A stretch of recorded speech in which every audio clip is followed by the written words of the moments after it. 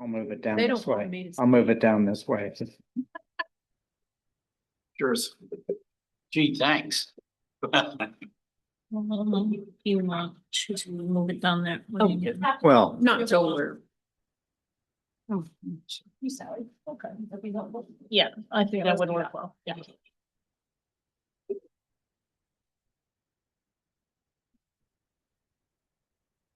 Thought it was just. You want that just. Here's online. Oh, okay.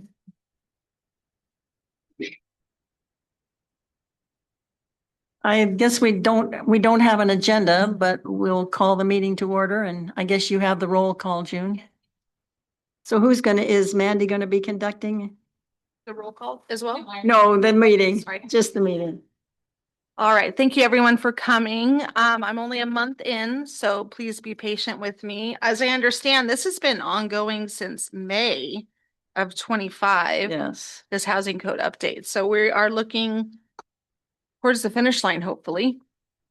It looks like we have had an advisory committee that held 3 meetings. We've had 2 community meetings or surveys. And you guys have had 3 working sessions. So we're going to kind of go through these changes pretty quickly by chapter. And we're just excited. I think John and I are excited to take this through the finish line. So this would be our goal really is to come to a consensus or have questions that we can answer and then take to the planning commission and then the city council. Is there anything else I should? No, that's that. We want to get the process started sooner than later. Perfect. So we can start this. If anybody, does anybody have any questions about process or that was the quickest introduction ever. And I haven't met any of the council members.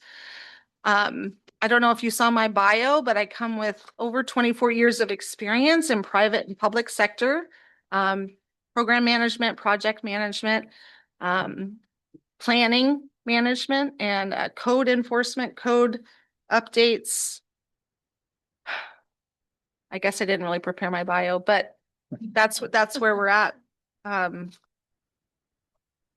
I'll leave a little pause if anybody has any questions or comments before we get started. I do have. I've been involved since the last year being on the committee, and I feel that we've it was sort of tough working with Cascadia in the way they presented, and then we'd only have maybe 10 minutes at the end of the meeting to share our concerns, and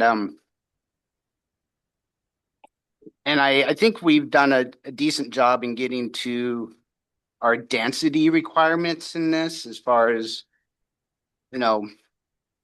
becoming more density on our properties. But I feel what this code is still somewhat of a mess, and we're still far away from it being ready to be approved.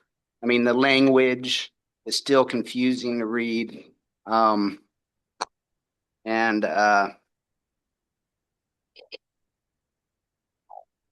Yeah, the format and the language I feel is still a mess.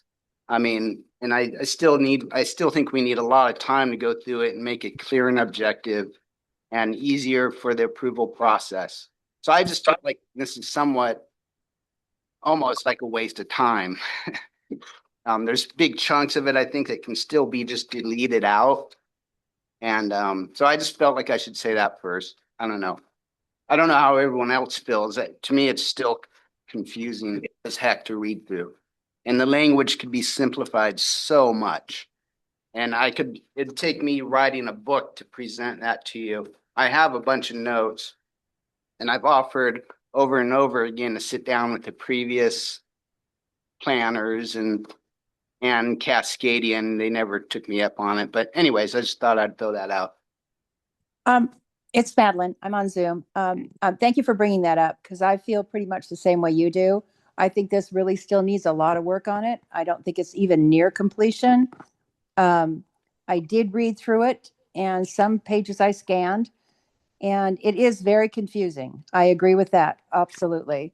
So I think there's a lot of work to still be done. I don't think it's near completion at all. Yeah, we're even suggesting changing industry standards, names like single family detached to single family unit. You know, I don't know, we're making up our own little code that doesn't even match the ORSC and things like that. And it's just all throughout and this, you know, all these red lines are just, I don't know what happened. So anyways, it's just not it's just, we're sort of drifting away from the industry standards and the Oregon code as far as terminology. So we'll be preparing drawings here to make us happy, but they won't really jive with the state of Oregon as far as code approvals and stuff like that. So yeah, there's just a lot of stuff that needs to be done.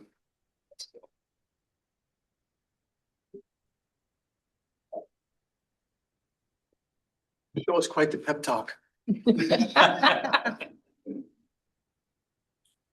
No, anyone else? This is a working session, so we can all pitch in and please educate me as well. Well, I'll add to it. oh, I was just gonna say, you're gonna go through each section and we can make our comments and my thought is we take as long as it takes to get it right. My concern is I don't want us to complete something and then have to come back a year later because we forgot something or we didn't do it right in the first place. We've done that so many times over the years, and I'd like to have this be complete and be correct going in. And it'll take days. You can see it for 6 hours and get nowhere. It's going to take days to go through there. But I think it should be fixed before we waste everyone's time. just a question if I could, and good afternoon, everyone. I'm John Huddle. I'm the interim city manager here. My background is I was city attorney for Medford for a dozen years or so, and county council for Curry County for like half a dozen years, 5 years. Then I retired, and I've dealt with a lot of land use and development. I've represented the city of Medford up and down through LUBA, Court of Appeals, Oregon Supreme Court, up and down. I think I understand what Cascadia, or for that matter, the city is trying to do here. And when you talk about complying with state law, the state law, you've heard the words clear and objective. And so clear and objective is what they're trying to do here.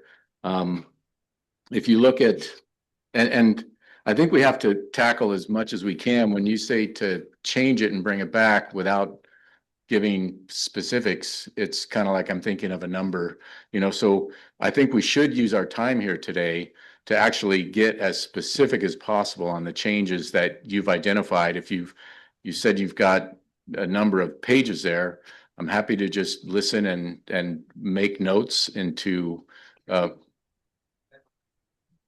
okay. Oh, I mean, I just. Microphone. Yeah. Yes. Well, I mean, I'm happy to do whatever, but I don't think we'll get near completion, and it'll just, yeah. Well, and from what I understand, I'm also like Mandy, I'm been here since July, I think middle of July. And what I've heard about this project is that it was grant funded. Is that correct? And that per the terms of the grant, we've got with every grant, there's deliverables. And so one of our deliverables is to have a code presented and adopted, I think by the end of the year or so. So we'd like to get as close to that as possible to show at least the granting agencies we're making progress. It's worth still having crap. Oh, it's just. Excuse me. I agree with that sentiment, but but at the same time, I'm not sure that it is that definition. Well, I think to clarify the scope, the specific code update is focused on bringing the code into compliance with state statutes and removing barriers to housing. While clear and objective standards are a legal requirement, you're right, they don't always result in a simpler or shorter code. However, overall simplifications of the code is on staff's radar as a longer-term objective. I think we need to at least get this into the process so that we can start the public hearings process. We've been looking at this for well over a year. I think there are people who may want to develop based on what we do with the final decision. And I think we need to move it along. So I want to hear what Mandy has to say. Well, I think progress is everything, right? So I think let's continue forward. And then if there are big changes, big questions, I think that's what we want to kind of know. If there's administrative, spelling changes or renumbering or things like that, that's all good. But I think I could probably take those by email too. I mean, I feel like let's jump into the meat of it. I think it's going to be good for both John and I to understand where everyone's at. And Bill, I completely respect where you're coming from. So I do want to, I don't know if a separate meeting, but how about we jump into it and see how far we get? Yeah, and I Okay. sort of agree that we don't want to hold up projects, and maybe it's concentrating on changing the densities and the height limits, so projects that are on the table move through slowly, but there's still a lot of verbiage that needs to be dealt with. We don't want to slow down projects. But I agree, words do matter. Yeah. So yeah, we can work through those. Do you want to start on page 1? We can. Administrative and enforcement? Anybody else online have any questions or comments before we get started? I mean, the changes to administrative and enforcement were to, basically explain that a type 1 decision is made at the staff level and do not require use of discretion. That's just to clarify just in addition to our pre-existing definition of a type 1 procedure.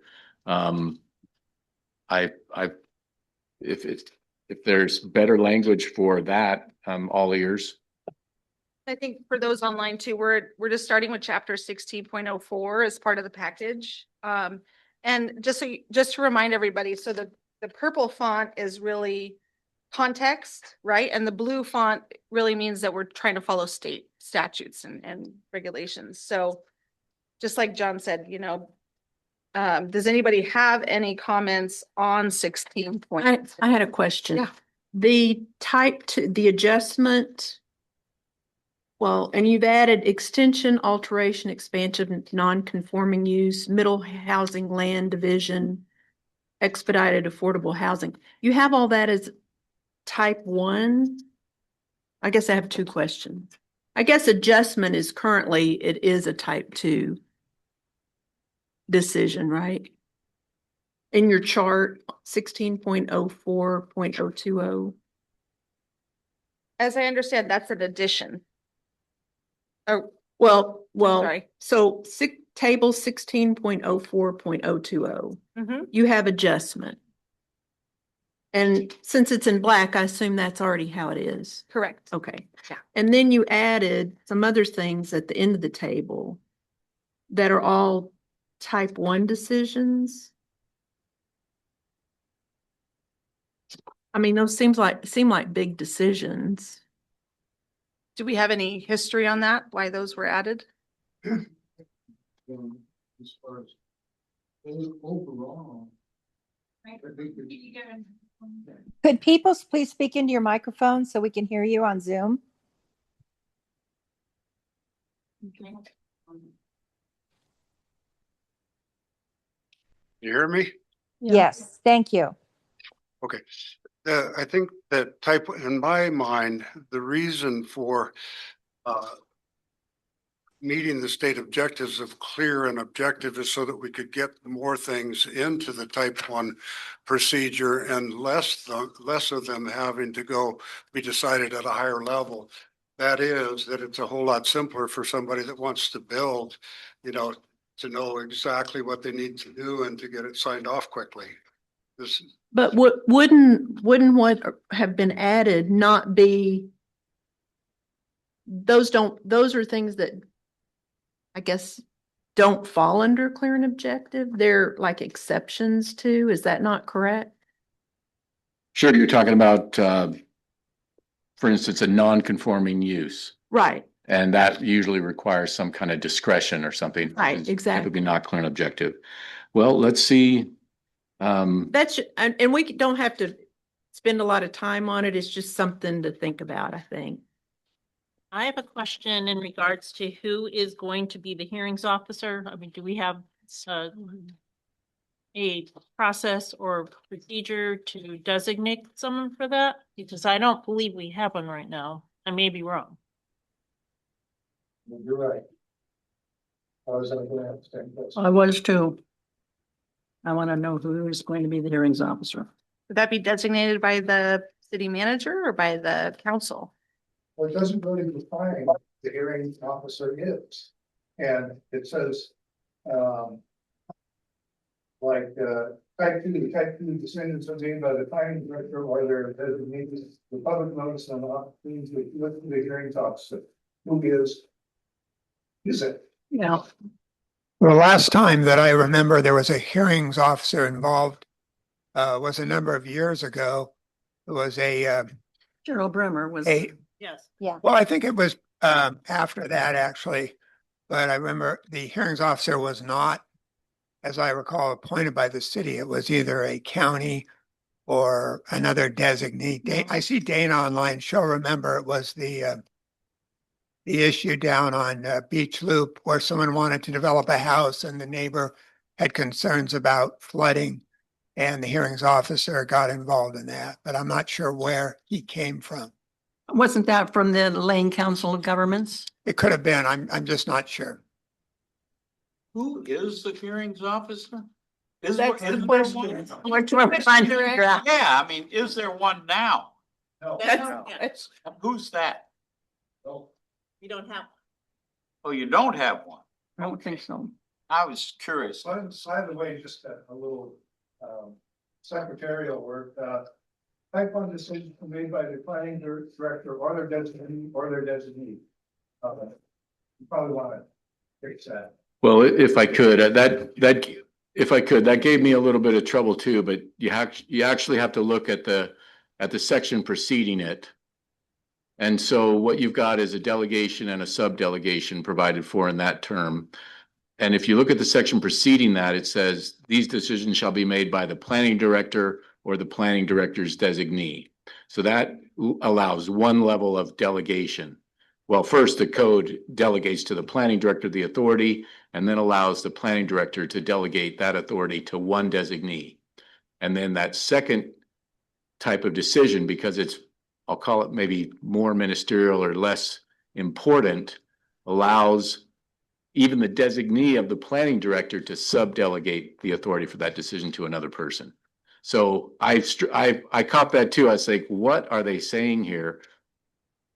Or their designee. Yeah. So it's, thank you. And I had to noodle that one out. And so I totally, and that's, by the way, that was the explanation I came to for myself. I hope that makes sense to the rest of you of why they did that. So they allow a second delegation. There's only one delegation in the first instance. Since we're on the same portion there, just at the beginning of the sentence, it says type 1 procedure, administrative review. You're not on. Turn it. Oh, Speaking into sorry. Put your mouth. Right next to it. There we go. Well, anyway, it says the staff decision with notice. But then at the bottom, the type 1 decision doesn't have a notice.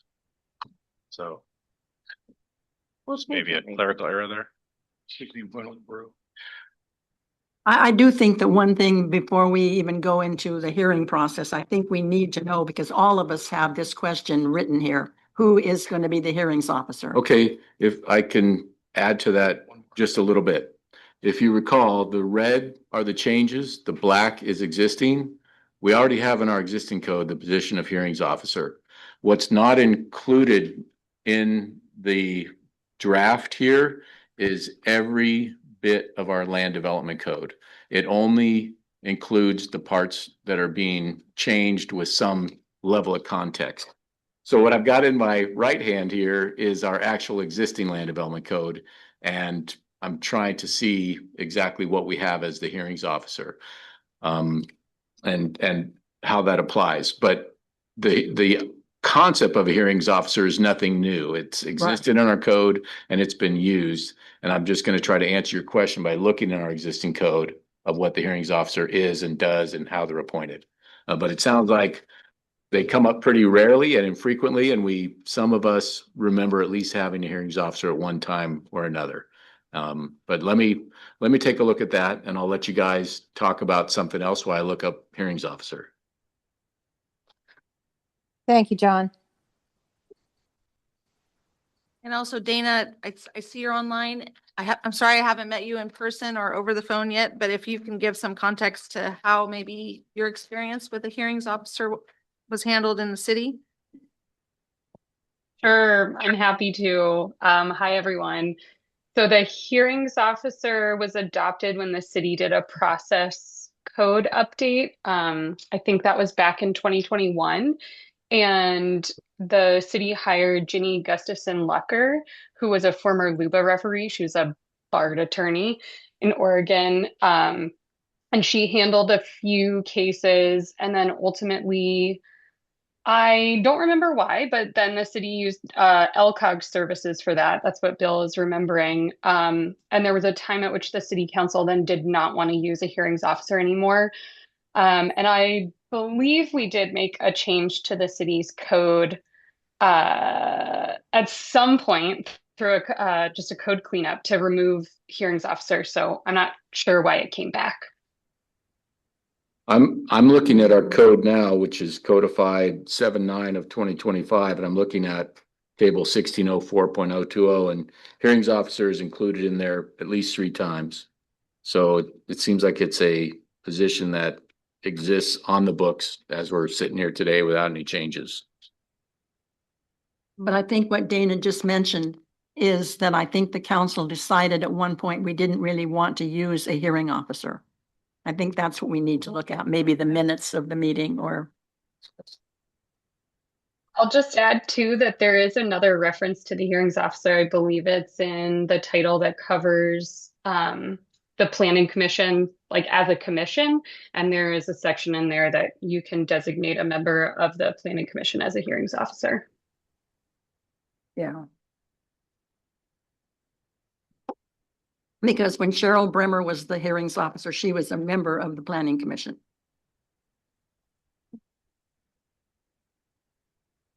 Okay, any other thoughts on this chapter? Yes. 1604, yes, please. First of all, just a general comment. Add page numbers. Always have page numbers when you're reviewing it. Thank you, Matt. Important and to find the end, it's real important to have page. What else I got on? Which section are we looking at? 1604. 1604. Why don't we try to move along and at least let her get one section and then maybe ask a few questions, because we're never going to get anywhere if we pick it apart now. No, but I do appreciate that. Page numbers would be. She didn't have anything to do. We don't have anything to do with the page numbering, so. Pardon? I said the people that put it together aren't here. That's okay. That's a good comment. So Yeah, I think. we could, point. administer Yeah, we need page numbers. context wise. Anybody want to throw some meat at the chalkboard? Yes, sir. Oh, I don't need to get the chalkboard. I'm looking on, there is no page number. I'm looking at 1604, 1604. And that chart that's on the second page of 1604. It looks like for some reason the planning staff, you go to the very one on the very bottom, and it's got hearings officer or circuit court as the appeal body. Shouldn't that just be the planning commission? Or, I mean, So That's in our existing code. yeah, that's existing. So anything in black is exactly how we have our code right now. Anything Correct. in red is a change. but if it's not X'd out, it's proposed to be done something with it. Now, nothing was done with this chart, table 160420. On the second page, there's changes to it. Yeah, on the next page, there's separate. Yeah, but I mean, I'm talking about they still going back to this hearings officer thing as the appeal body. And down here under the planning staff with all kinds of different stuff. Planning staff is generally goes to circuit court or hearings officer. That, unless you figure out a role for this hearings officer and who's that gonna be, We just went through. going directly to circuit court doesn't make any sense to me. I mean, Down here when it's in red. you know, if a circuit court staff is makes a removed. decision and So that's just the, unless we that's, have a hearings officer or somebody else to do this, then they take it to circuit court, by the way, our code and everything and the recommended code is set up. I don't know why a staff decision should go to circuit court.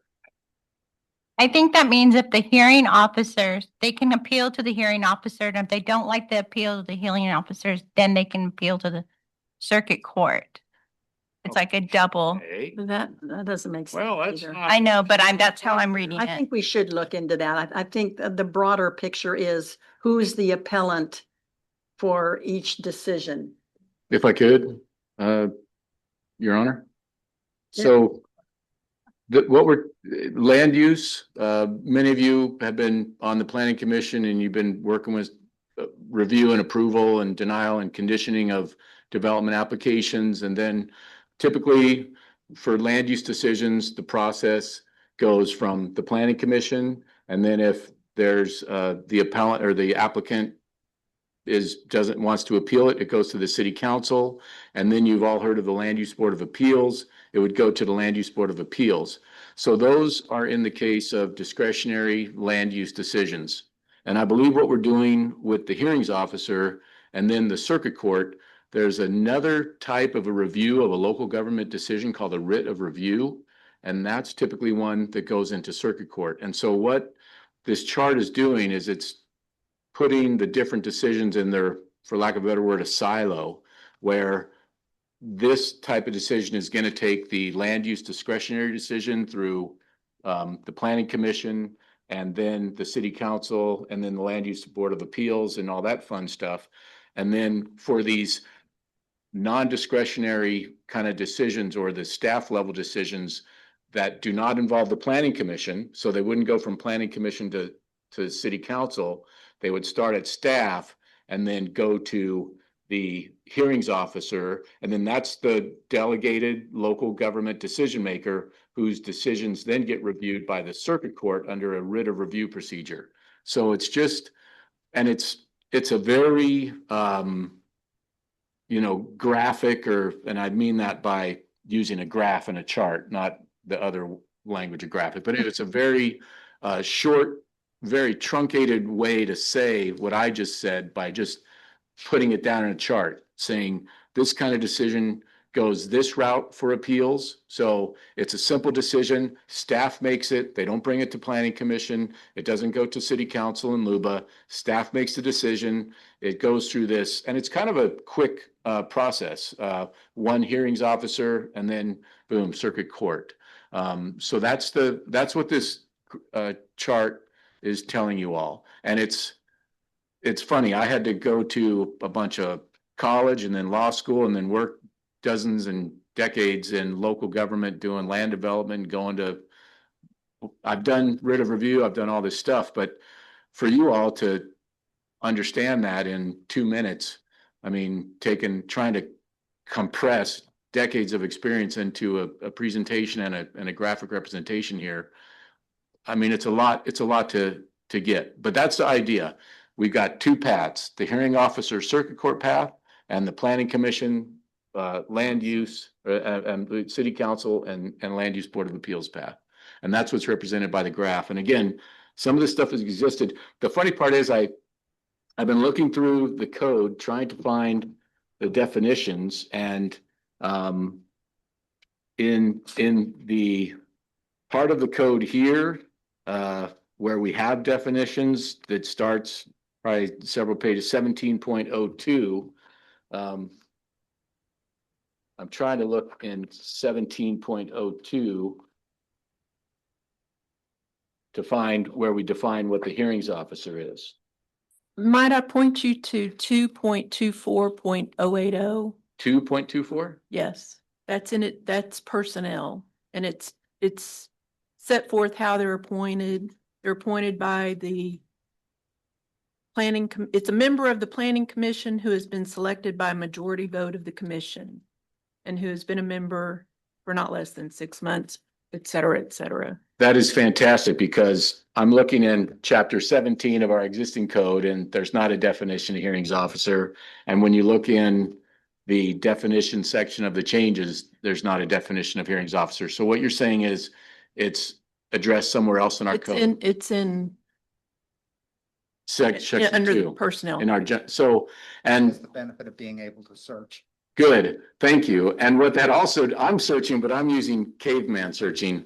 But what that also does is it kind of further adds to the explanation that the hearings officer is not a land use path. It's a path that is, not, it's for ministerial decisions, that kind of thing. So thank you for finding that. Did you want to repeat that so everyone gets a clear understanding of what the hearings officer is and how they're? At any time, I'll just read it. At Okay. any time, the planning commission may appoint a person to serve as hearings officer to conduct reviews and render decisions on limited land use decisions and to carry out other duties and responsibilities as specifically designated by the planning commission, provided A, the hearings officer is a member of the planning commission who has been selected by majority vote of the commission and who has been a member of the planning commission for not less than 6 months.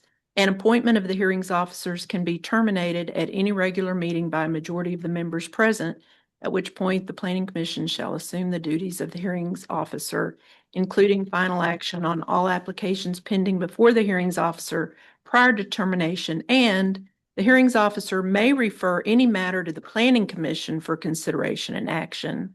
And if the hearings officer is not available to review an application in a timely manner due to absence or illness, application shall be reviewed by the chair of the planning commission or the full planning commission acting in the hearings officer's stead. Very good. And there was one magic word in that definition called ministerial. And again, the ministerial is a term of art, but it kind of applies to these same types of, I'll just call them low-level decisions, and that aren't intended to take up all of the time of the full planning commission, unless, of course, you guys decide that you want to.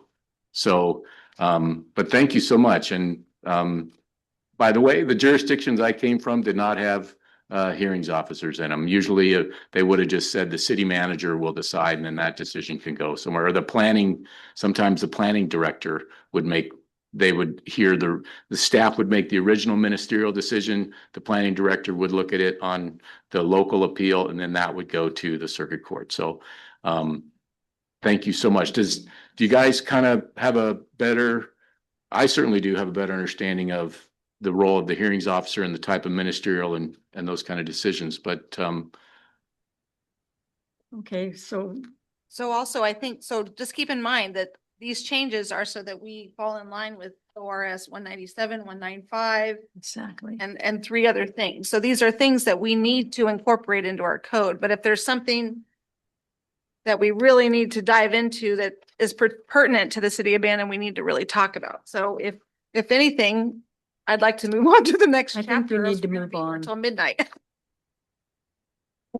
and when you say move on, by the way, the next step, this will go to the planning commission to have another look at all this. So we're not making any decisions today in a workshop. We're just talking about stuff to use this time effectively to get you guys all information. So, John. yeah. So the next chapter is six pages after the first 3 there. So for 16.8, this is land divisions and property line adjustments. Again, these changes are so we comply with state code, but we definitely, need some of those meatier questions that you guys can offer. And the biggest change is the addition of the middle housing land division.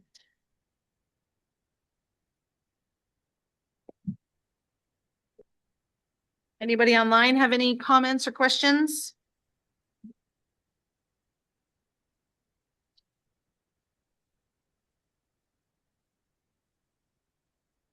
Anybody here? Okay. Then let's move to 16.12. That's the conditional uses. These amendments, and I'm just kind of reading, they remove trailer, RV, mobile home, or manufactured home standards, home park standards, since these are not listed as conditional uses.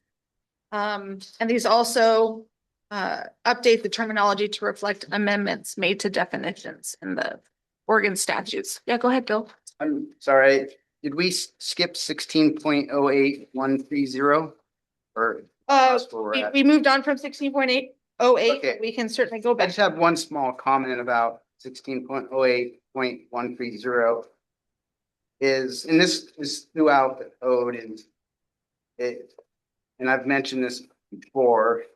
So under section A, number 2, we just start talking about a handful of what I call prototype concepts, like a duplex or a triplex or a quadplex or a cottage cluster. And I really feel that language is going to cause a lot of confusion throughout the code. And we can get more into it down in where it gets more serious, but I just wanted to bring it up here. I worked for a planning firm, architectural firm, where we would just sit around. I worked there for 25 years, and we just sit around and come up with these concepts. How many units can we fit on a half acre, and what do we name it? We just came up with random names like cottage cluster. So these are just sort of random names that have been developed over the last couple of years. I think we should really be focusing on how many units, dwelling units, are allowed on a lot. Like 4 units can be allowed on a 5,400 square foot piece of property.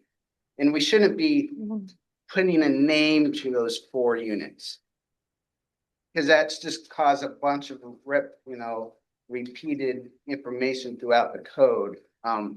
It's sort of hard for me to explain, but Although those terms are defined a little later. Exactly. yeah, but it's blocking a theme block. And to me, there's 100 different ways to put 4 units on a piece of property.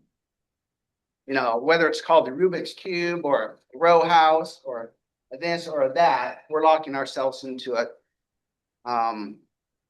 cottage cluster. Are you concerned about configuration of the art? No, because I think you can do it anyway. It's just the name, and then we show a graph of what it looks like. And we're sort of locked into that graph, and it's going to slow down the planning department approval process. And we should just say 4 units are allowed on this piece of property, and not put a name to those 4 units. Although a fourplex So- is different from 4 detached units. It's to me, it should just be 4 attached or detached dwelling units are allowed on this piece of property, whether they're attached or detached, they're allowed.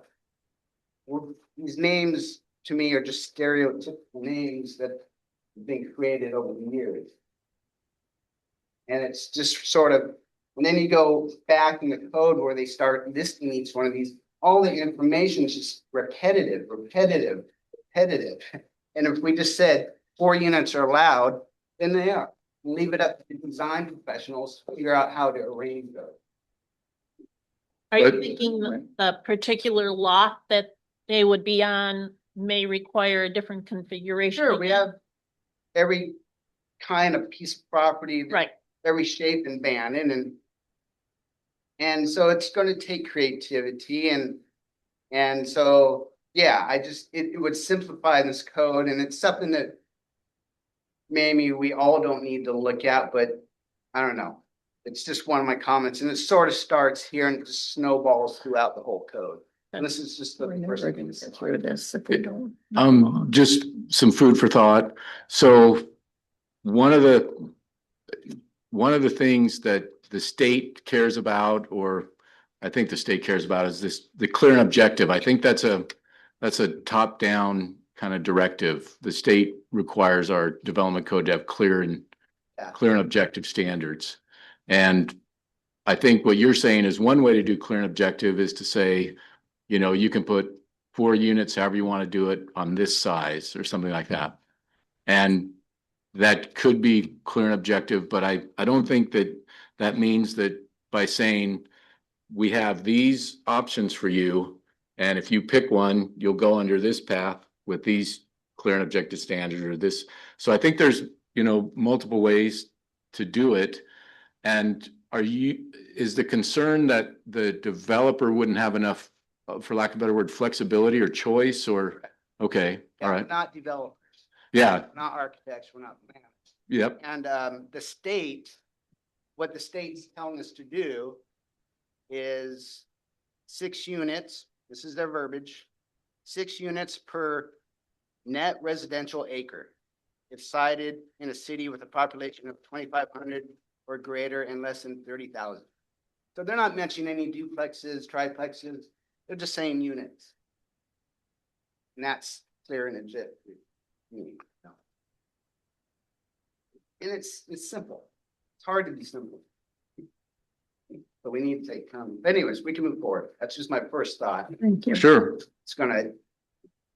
Well, and so here's what I think could happen. Next steps, again, we're gonna come back. This is a joint city council planning commission. So we'll have another crack at this. And, but do you understand, and is Dana the person from Cascadia? Oh, I'm sorry. Dana was a city planner. Thank you. Very good. So what we'll do is we'll take these comments, and I'm sure this record is being made, and hopefully the consultant can take a look at what we're saying here. I think we should do it now. Well, thank you, but at this, I think the consultant is out of the picture. It's my understanding their task is over with, so it now falls on us. good. That's what they said at the last meeting, Thank when they you. were done. Very good. Okay, so then let me ask you a question, because we're staff and we have to bring something back for the planning commission. Could we, instead of getting rid of all this, could we add what you're saying to this? No. Okay, because, Well, then we're dating the information, I'll just make it worse. And it's just a thought. Microphone, please. No, I don't think we should add more information to the code. I think I'm just trying to strip it and clean it. okay, Yeah. Okay, let's move. Mr. Heddle, Yeah, we can move on. over here. Yeah. I think I'll take a note, and what I can do is check with Henry at LCOG and see if that's a state requirement, that wording, or if that wording can be changed. And I'll let you guys know once he gets back on Monday. sure. Yeah, and it's not a state. All right, thank you. All right, so back to 16.12. Additional uses.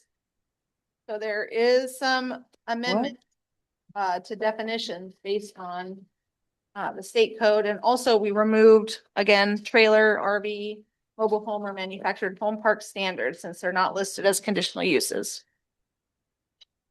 Are we really required to have mobile home parks now in all zones? Yes. I don't think so. We can check, but I'm pretty sure, yeah. That was the comment Sherry McGrath made as well. Yeah. All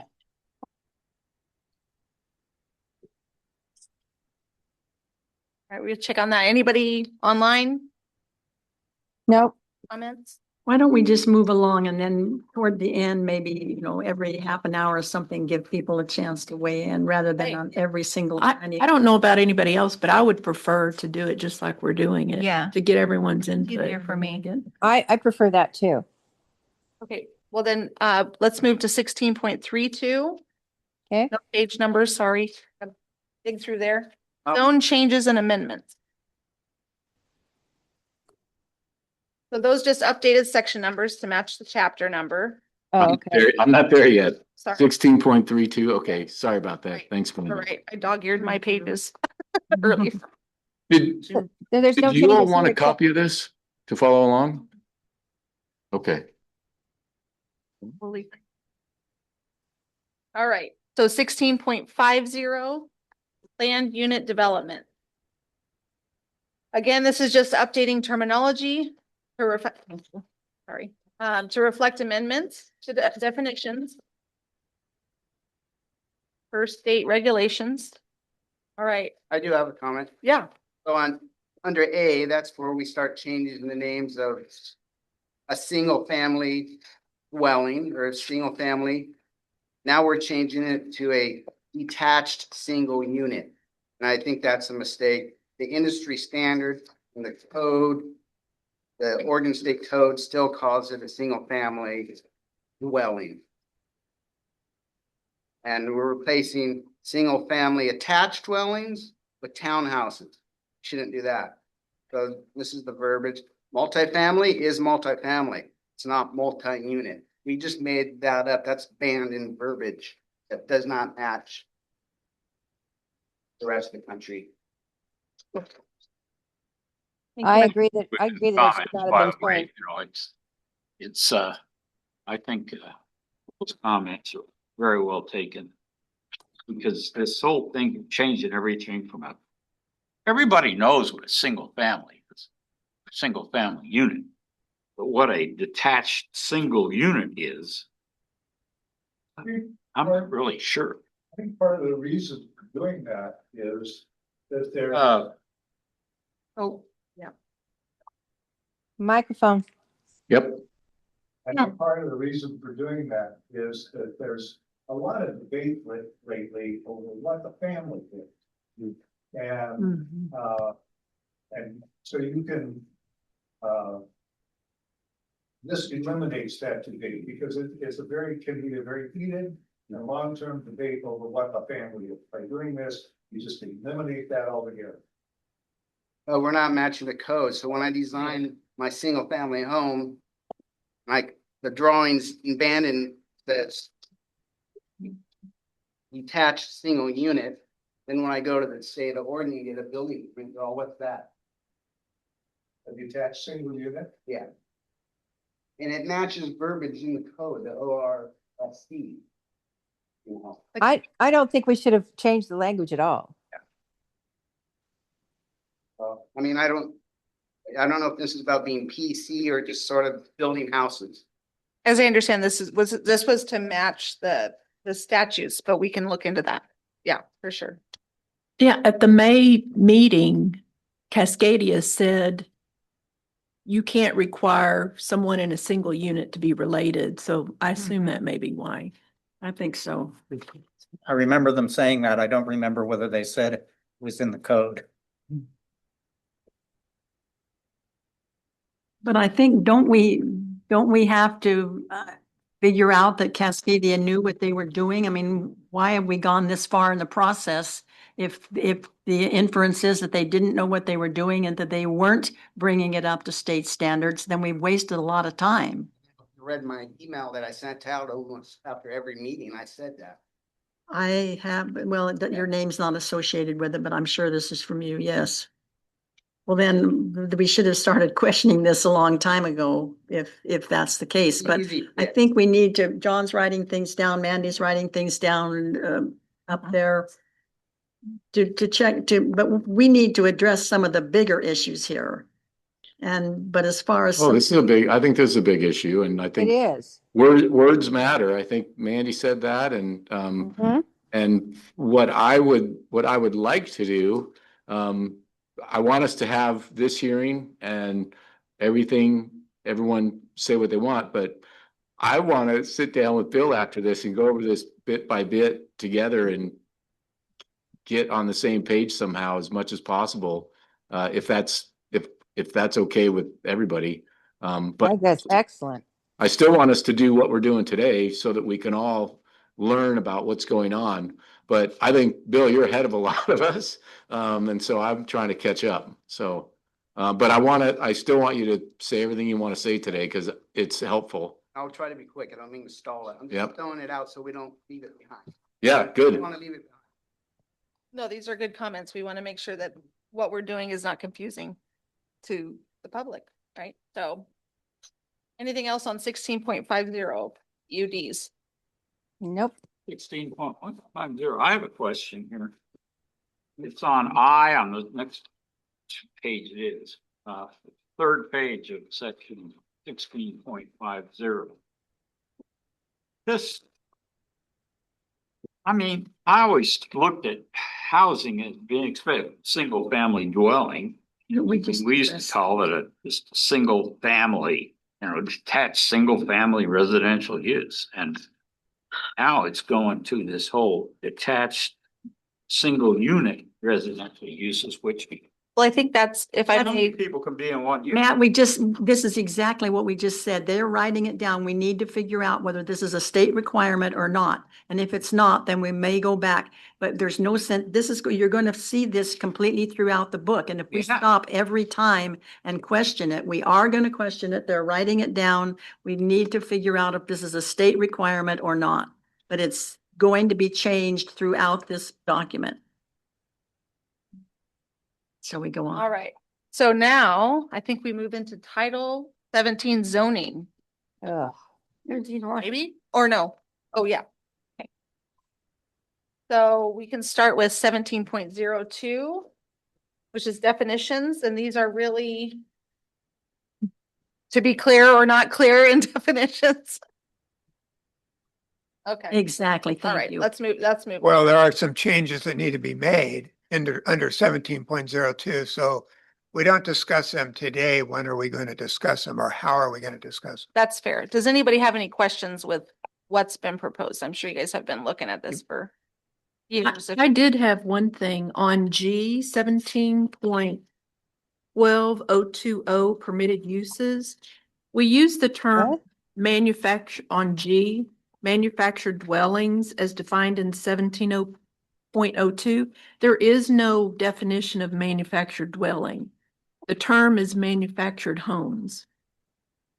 So I think that needs to be changed from manufactured dwellings to manufactured homes. I'm sorry, where are you? I'm sorry, where were you?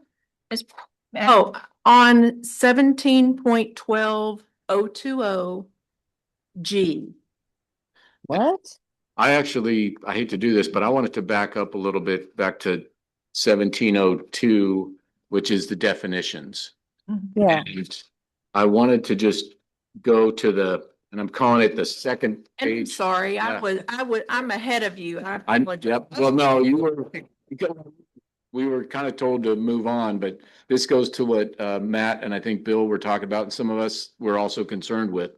When we're in the definition section, and then we're going to the second page, at the top of the page says bed and breakfast, blah, blah, blah. Then it gets into the cottage, which, if I'm not mistaken, cottage cluster might have come out of the state law on middle housing.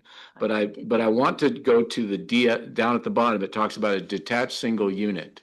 And from what I can tell, they're just getting rid of the word family. And I think that goes to Bear's comment of that can become a issue of trying to define what a family is and having that all. So I think a detached single unit, I think most of us people from our past experience would have called that a single family dwelling or something like that. And they're just calling it a detached single unit.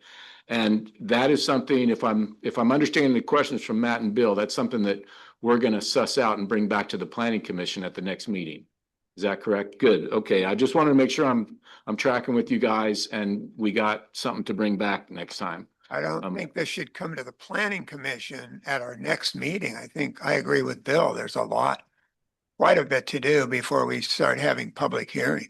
No, correct. I meant before we bring it back when we're ready to bring it back for the public hearing. And we're going to get through as much as we can today. And then, but this is one thing that needs to be clarified for y'all before we get to a public hearing with the Planning Commission is what I'm understanding. I just want to make sure I'm following where you guys are at. So I'm sorry, Jan. No, I Okay. apologize. 17.12.020. Are we there? Oh, can I go the very next page after detached single unit? Yes. If you go down to near the bottom of that page in the definitions of H and Bear, this is where they just say what a household is. And so they say household means person or persons who live together in one dwelling unit. So I think for some reason the Cascadia group was also trying to not use the word family, but they're defining a household as people who live together. So I mean, and I think they've made an attempt to almost give more flexibility to say it can't just be a family, it can be people living together who may not meet the traditional quote unquote definition of a family. And yeah. Family definition right above that is fairly restrictive. I mean, not real restrictive, but there are groups now that don't meet that definition. Yeah, right. So thank you. That's the one that we have struck out because of that requires marriage and blood and Yeah. adoption and all those things. And we're just saying people who live together are going to live in a household dwelling unit. They're using words household and dwelling versus family, but they're talking about single units, double units, those kind of things. I hope I'm not, going over this too much, but I'm trying to put everything together. And I felt like that's what this kind of meeting is for. I don't know if that's what you guys are Yes. not. Okay. Yes. Okay. Does anyone have some other stuff on any of these, the definitions where? I have a question Who's that? over here. Oh, very good. Yep. I've had this for a total of 4 days. Yeah. I didn't know I had a placard and all this. Yep. This is interesting. I did have a question regarding the definition of a single room occupancy, which is Where's that? basically a room that is lockable, that is sharing both facilities for toilet and kitchen. And I think it goes back to Bill's question as to what is considered a unit for building code in that sense, unless I'm misreading what this is. This came up at the last meeting, and Dave is correct. The city was supposed to define what single room occupancy is as far as at that meeting, what is square footage and how many occupants per unit or square footage are allowed. And that apparently was supposed to be a city ordinance, but I couldn't find anything in the code on that. Thank you. And my point of view on that is a single room occupancy is just a house with a bunch of rooms, basically. Yeah. So I don't know why they're saying detached units. It should just say rooms. Because then that would fall into like a cottage cluster. Yeah, if Yeah. it's detached. That's why it's very Yeah, yeah, confusing so to read. Confusing. Because to me, a room, it's a big house with multiple people living in it, sharing the kitchen, it's roommates. Here's what I might think this includes. So where you have your own, like you have a standalone room basically, and you can, if it's detached, you could walk outside or something and go to a central dining hall or what have you. It almost, I mean, it strikes up. Yeah, it's sort of Well, cool. it makes me think of like a camp or something, where you'd stay in a cabin and then you'd go to the mess hall. You know what I'm saying? So I don't know. Am I overthinking that or? Right, I've just never seen anything like that quite yet as a residential. But think Microphone. about it, if you could just build an individual room for somebody and then they shared and they had a detached room. I mean, it's a little, and so we're trying to get to what? Units go to the bathroom and then back to their house. I wonder, yeah. So it's saying they're sharing bathrooms and kitchens. Isn't this just a new requirement of the state? It is. So this is what we were forced to put this in our Yes, ordinance. You have to do a SRO, but we're sort of defining it wrong. Maybe Cascade did it, in my opinion. So we just need to look into that definition a little bit. Yeah, It sounds to me like a boarding house or. That's what I thought, a Yeah. group home maybe. I was gonna say, I think it was maybe a dormitory was thrown out. But it also allows them to be detached. So it's just Right. allows that as a concept. Growing up, living back in the late 60s. Oh, Yeah. come on. I sort of remember it, but there were houses around towns that had a whole bunch of bedrooms in them. Yeah. And people would just rent the individual bedrooms and then they shared a kitchen and like That's 2 or 3 bathrooms and What this is. pardon? Yeah, and that's what I see this is. That's what it is. Yeah. And we do have a lot of homes, like you get a lot of the caddies that are all renting a house together and they have their own room. Right. They share a space. So we've all. We can work on better defining that. Okay, let's move on. All right, 17.12, the R1 zone. Oh, boy. So this is allowing for SROs, a wider range of middle housing. Also, remember the Andy's blue, talking to your mic more. sorry. Also, the blue, don't forget, is just updates to state statutes, but this is important that you guys add in your thoughts. It also removes the existing design standards for housing in lieu of new and clear and objective, just like you said, Mr. Huddle, residential design standards. May I ask a question? Bill, is this one of those things, because I feel like you mentioned the code repeats itself a lot, and I felt like I saw the permitted uses here repeated as permitted uses elsewhere, and they gave this list in other places. Was this one of the times where you were identifying the duplication of language and stuff? Yeah, not so much here. Because I think we need to list the permitted uses in each zone. But I do question saying triplex, quadplex, like I mentioned before. So that's all in question, I feel, and hopefully it's noted one already. But yeah, so no, it's further on where it gets repetitive, very repetitive. So I have a question, and Dave, you mentioned you had this for 4 days. I have a question for some of y'all. I think somebody asked the question, does this mean we have to allow manufactured dwelling parks in every zone? Now, this allows that. This is our code, and this is what the consultant is recommending, but do we know, is this being told we have to do this by the state, or is this a choice we're making to allow more affordable housing in our town? I thought it was required. Well, Depends on what your definition of a I always manufactured housing is. understood that it was. Because that's not the same as what it used to be 30 years ago. No, manufactured housing, I believe the standards for buildings allow manufactured homes to be in any zone, but this talks about a manufactured dwelling park has to be allowed it's a permitted use in a R1 zone. And I thought that was a choice we were making as a city to allow more affordable housing in our town and more density. But and you guys have more history on this than I do. What you're saying is the state was saying anywhere we allow single family residences, we have to allow manufactured parks. Is that kind of, okay, thank you. All right. So we're sort of stuck with this? I mean, for lack of a better word, I don't We need want to to, verify it. yep, I don't- good. Yeah, because All right. the verbiage is here from the state. It's a little, I don't know if someone else wants to read it, but it's a little vague to me.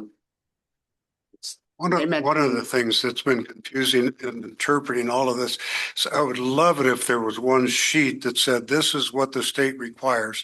And every time that there's a change made here, it says, this is what the state requires, because then we don't have to sit around Exactly. and haggle about it. We know this is what it is. We get to do our thing where we can do, where the state doesn't tell us. Thank you.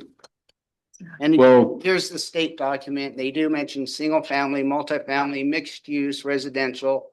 At least 75% of the developed area will be used for residential uses. So anyways. so before we come back to the planning commission with anything, we need to find out about this manufactured dwelling parks in SR1 zones. Okay, but I'm pretty sure the state has said anywhere you allow a stick-built house, you do have to allow a manufactured home. yes. But the park is a different animal. Okay, good. Thank you so much. There's a small chance that it just might be a percentage of the city. Okay, Like we could stick it in R2 if we wanted to. so we have to meet a percentage is what you read from the state? Yeah. Okay. Thank you. Okay. Right. Commissioner Pressler, did you have a change in 17? Yes, Point that one. was where I said 17.12020G refers to manufactured dwellings. Our definition in the definition section, which was not changed, so it's not in this book, refers to manufactured homes, not manufactured dwellings. So we either need to change this to homes, or we need to change our definition to be defining manufactured dwellings.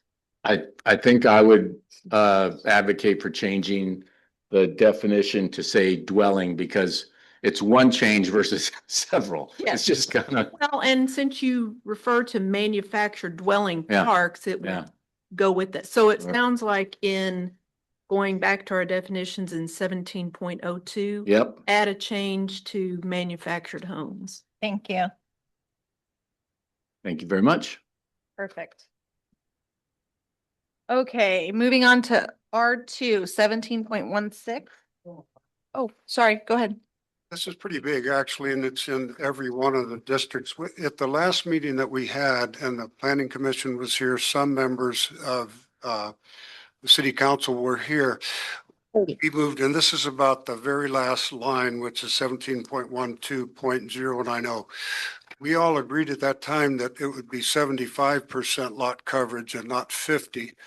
I'm not sure why it has transferred back to the 50 from that number. I remember why. Because we were trying not to have McMansions everywhere. So on single family detached, we left it at 50. And for every other use, we increased it to 65. I don't recall it that way, Bill. I recall it that it was 65% coverage per se. Yeah, but then we would just end up with people building big houses. Well, but And that, it might be, but what I'm speaking to is I thought we already decided this, and I think it would be in the minutes of that meeting. I just listened to the meeting today and it was 75%. Yes. but we did decide that, Not for single yeah, not for unit, single family, only but for, multifamily. exactly, Yeah, multi-dwelling unit. right. Was, But 75 seems pretty radical, but. well, everybody agreed to that. I wasn't at the meeting, so that's why I listened. I know I had an opinion on the fact that we're already decreasing the size of the lot. So my opinion was if you're decreasing the size of the lot that's required and you're telling them they can only cover a certain percentage, some people are going to want a bigger house than would be allowed on that lot. If you're making it smaller and you're only allowing a We're certain. not making lots smaller, we're allowing more houses on the lot. Yeah. We're allowing more houses on a lot, and we're also saying if it's a single family dwelling, it does not require as large of a lot. Yeah. So if you take a lot, make it smaller, and then tell them they can only cover a certain percentage, they might not be able to build the house they want. You're not encouraging development that way, in my opinion. I thought this applied to across the board to not only new construction, but old construction. And the reason is if you had lot line divisions or you had a home that was on a considerable amount of land, that would allow an ADU, an extension of the house. So I did not take it as just the multi-use new housing, but as applying across the board. And ultimately, the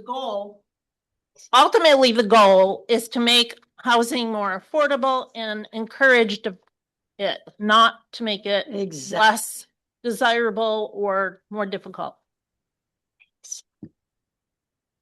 No, thanks for bringing that back around. Well, But we could get the answer to that by really listening closely, or maybe even talking back to the consultants. Although since it's, because the 75 isn't reflected anywhere in this document.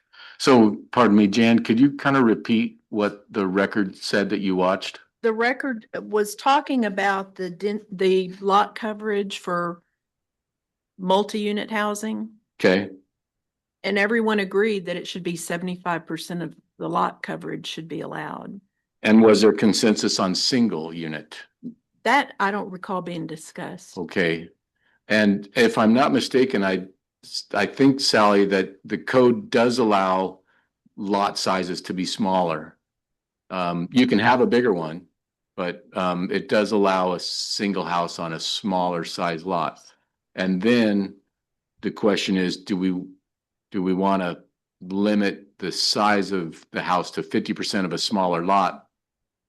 Okay, I just don't. I don't feel comfortable with that. I don't either. And maybe we didn't come to the same consensus as I thought we had, but I remember saying the same thing in the other meeting. And you may have, I may just not have noted it. Saying they accepted it, but I still feel strongly about it. Yeah, I think, and we need to be clear on like new subdivisions. If someone's coming in here gonna build 50 homes and maybe do a bunch of little lots, maybe they should be allowed to increase. But on some of our old existing lots that are big, I think going up to 75% for single family home, pretty radical, but I don't know how we do that. But it seems like this statement's focus, or what we're discussing, is more focused for a new development. And I agree that a developer that's gonna come in and build 50 homes should be able to do what he wants, but, and, not what he wants to do. But, yeah, we shouldn't be squeezing it down to 50% on a small little Right. house. But even, even the smaller lot size is what, 50. Excuse me, it's not on. At 5,400 square feet, 50% of the lot is still a substantial house. Yeah, that's what I'm saying. And so I don't have a problem with 50% per single unit on a lot. On the older lots, but for new developments. On the older lots are 6,500. No, 54. question for you guys. So I'm making notes of what we're gonna bring back for further discussion for the planning commission. It might help if, when we do bring this back, we have some graphics and visuals to give you guys an idea, and then see if it's possible to say for new construction or something versus existing, or in something about, because what I've experienced is it's the character of existing neighborhoods that a lot of people care about a lot. And so that's where the concept of, if it's new, you got a clean slate, everyone's got the same kind of concept going, but it's so infill and things like that. So maybe we can say on an infill lot, this, that, and the other on a new, anyhow. So staff will try to bring back some language with some examples for y'all on those. Thank you. Okay, and then you guys will make your recommendation to the city council, and they'll make their decision. So it's a process. Where are we, Mandy? We're now moving to 17.16 R2. R2s. Goes to D2, right? Okay, I knew from. So I'm getting the Star Wars joke. Here again, we're using another different term on 17.16020C. Now we're saying residential mobile homes instead of manufactured home or manufactured dwelling. Yeah, but aren't those two different things, mobile homes and manufactured? What do they call them, a dwelling? I didn't think they were, because the definition of a manufactured home is one that can travel down the highway. I think, That is defined in our code. Exactly. But isn't there a new definition? I think Oregon states that the mobile homes are still on wheels, Yeah. possibly. And then manufactured homes, they take the wheel off and then it's more on permanent foundation. I don't think yeah. No? I'm sorry. I That's also seem to recall that it's not on wheels, but it can be put on wheels. Like, so if you have a mobile home and you come in and you take it off the wheels and put it on a block foundation, it's still a mobile home. That's what I recall, but I don't know if I'm. Well, Jan, do you have the definition in yes, front of you? manufactured home means a structure constructed for movement on the public highways Okay. that has sleeping, cooking, and plumbing facilities. So, do you have the definition of mobile home there? There is no definition. Well, in the existing code? Oh, yes. Oh, you're right. And then if you look at the end of it, it's got a time limit on that. So, right? So it's when I read it. Well, mobile homes and manufactured homes constructed, let's see. Well, When I- mobile home means a structure constructed for movement on the public highways. That's the same. That has sleeping, cooking, and plumbing, that's the same, intended for human occupancy, being used for residential purposes. Constructed before January 1, 1962. So that's grandfathering in. Constructed between January 1, yeah, so it has dates of when they were constructed, so I Yep. guess that's the difference. Yeah, and then it cuts it off at 1992. So the mobile home is something pre-1992. The way I'm reading the definitions on our existing code, and the manufactured home is anything after 1992 would. And I don't think we're gonna see a lot of pre-1992 stuff, but Well, should we just say mobile homes in C to meet our definition? no, I want to Yep. use, we have the manufactured dwelling Manufactured. existing and what they're, Well, I mean, our definition is for a mobile home, not a residential mobile home. so in other words, just get rid of the word residential in number C? Right. Okay. And that makes sense to me. I don't know what else, what other kind of thing it is. Unless there's something for I mean, cooking. within the definition, Food it truck. says it's used for Yep. residential purposes. Very good. So, so for what I'm hearing is in 17-16020C, strike the word residential from mobile home. Okay, Redundant, yep. Any other thoughts, questions on the section? Are we concerned about R2 zone, 17.16.090 in the, microphone? Sorry. I think I'm loud. In the R2 zone, the 17.16.090, we're back to the whole percentage again. Are we comfortable leaving it at 65? Do we want it to 75%? Same issue as the single family. Yeah, as R1. well, I think we can do the same exercise when we bring it back to the planning commission as we do for the R1 zone. I had a question for you, and I think it comes out of the letter that we got from, sorry, Jerry McGrath. Jerry McGrath. If I'm not mistaken, I felt like she was talking about something that we're doing in section 17-16040, limitations on uses. And maybe we also did this in R1 zone too, but this has a lot of design standards in it. You guys see the parts I'm talking about that's all crossed out? Yeah, that's great. That all crossed out. Okay, I thought she was saying that was kind of throwing the baby out with the bathwater, but I only read her thing briefly a couple minutes ago. Assume she might agree with it, but maybe not. Bill, could you use your microphone, please? Yeah, sorry, I'm just agreeing that we got rid of all those design feature requirements. And That's wonderful. No more cupolas, please. Yeah. so thank you. And I just want to read what she said. She goes, the proposed standards replace the current architectural features such as roof pitches, overhang, building offsets, covered porches that are intended to ensure a thoughtful design process. She says they need to be updated and not eliminated and completely replaced. So that's her comments to the commission. So that's cool. And I think they should be removed. And then so there's some new design standards further on that are questionable to me also. Good.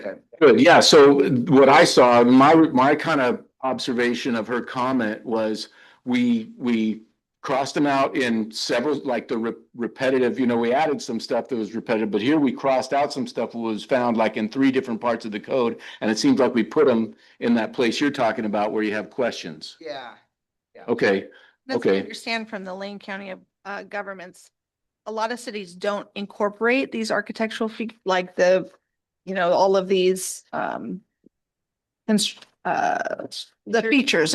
Thank you. Yeah, the standards. So for the features, right? So I think that's also trying to get closer to the state regulations. Yeah, and they don't help. I can design the ugliest house in the world using all these. I can't. It's just it's makeup on a pig. I would All they suggest not doing that. But little plastic shutters on a house that you can buy from Home Depot and you get a point for that. That's, Anything else before moving to 17.20? All right, 17.20.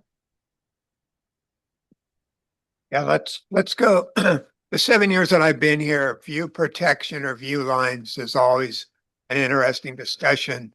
And I think they or Cascadia, whoever they own the document, they make a strong effort to define it, but then they turn around, and this is 1720.040, but then they turn around and use everyone's favorite word. If you appeal the decision, it should do this, it should do that. And I don't agree with that. If we have a standard for view line and you want to appeal the decision, then that's fine. That's your right. But I don't think we should use weasel words to say, well, you don't agree with the code, you're going to appeal it. And well, you should do this, but you don't have to. Just my opinion on that. Oh, this is my favorite subject, view lines. As people on the planning commission know. I just wondered why they changed it from the May 16th meeting. They totally reworked it. But there was really I mean, you brought up at the May 16th meeting about the unless necessitated by topographic constraint. Well, instead of just eliminating that, they drafted a whole new thing. I mean, I thought it was fine how they had it before, but I just wondered why they changed it. So that's my question. That would be my question to Cascadia. If it was good enough when you brought it before the commission in May, why did you have to rework it? Because Are you talking about all the language in 172040B, you mean? Yes. Okay. yes, And then Bill, and I have what they presented in May. okay, and it did not include that and they added No, that to this draft? Yeah, all of it's Okay. new.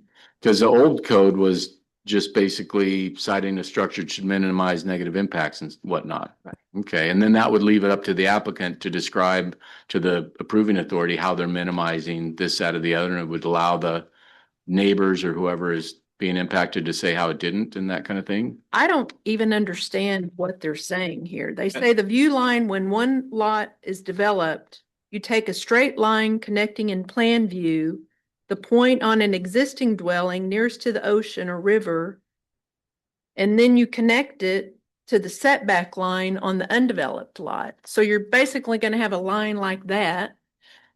So, And I don't know what that means. so if you have like on an ocean lot, you've got, Right. 3 different lots. Well, here, and I'll the draw up. As a person who's gone through the hearings officer for that specific use or problem, you do have a decision in your minutes for the city to determine that. So I would say that you might want to stick with that instead of. Well, so here's a developed lot, here's an undeveloped lot. Here's the setback line. So you draw this line here. What is that? So can you not build? Where can you not build? So I think this is like comparing 3 different lots. So if you added another lot onto that This one over right here? side and you add a dwelling or you have a dwelling. Yeah, then you have to connect those 2 dwellings. You connect those two. Correct. Or if there isn't anything on that side, then you can go to the setback, which in some of these zones, it's. Okay, if that's what it says, then. But maybe we could better define it. Well, no, I mean, if that's what it says, I didn't really. It might be useful to have an illustration there. Oh, there you go. I was looking. That's what I tried to do to understand it. If I drew a picture myself, I mean. Well, Yeah. and they have a lot of illustrations in the back of the materials, but I didn't see one for that. And then, I'm sorry, Dave, were you saying you've been through this very issue?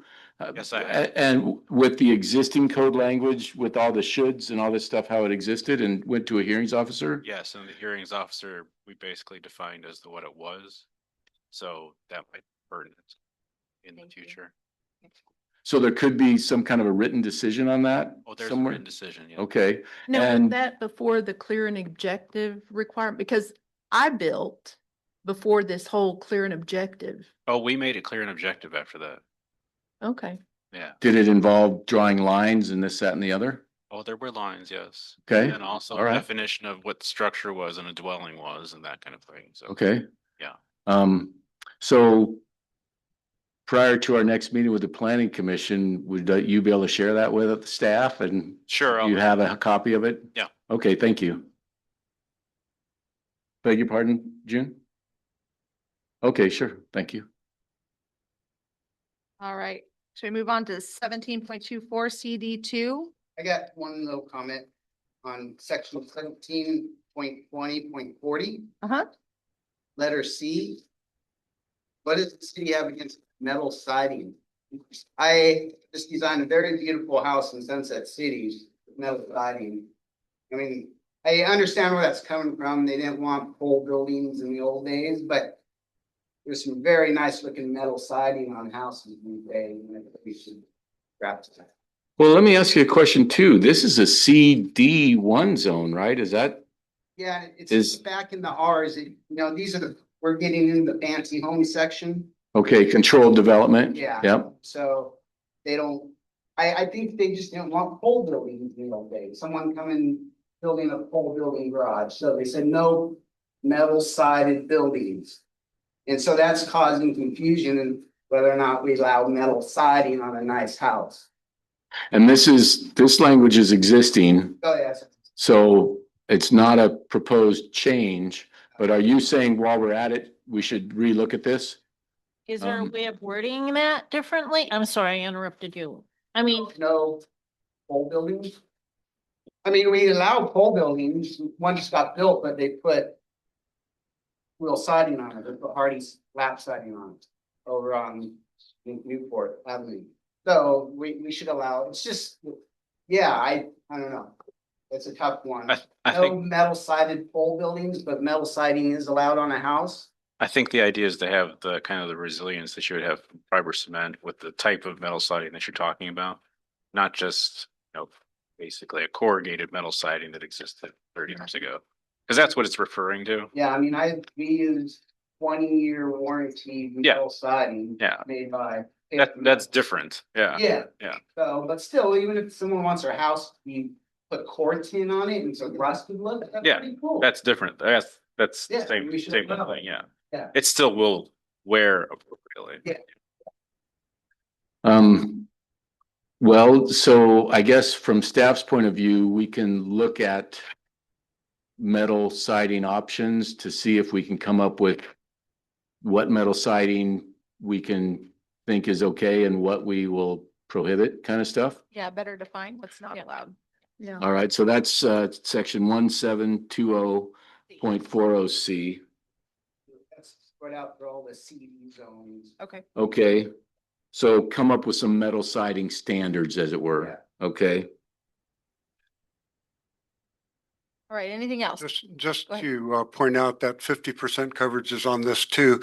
CD1 is bluff housing, and I'm just thinking about the future. If you look at the most prized land and places as they urbanize more, you're going to have those kind of things packed closer together. Okay, so I could make the argument that you're thinking about lot division at the same time. And do you want to make a situation, and this would probably be real controversial, but do you want to make a situation in this case where it would open the option to having more housing on that bluff? Like more dense housing. So it's just one more piece of that 50% that I'm going to keep bringing up.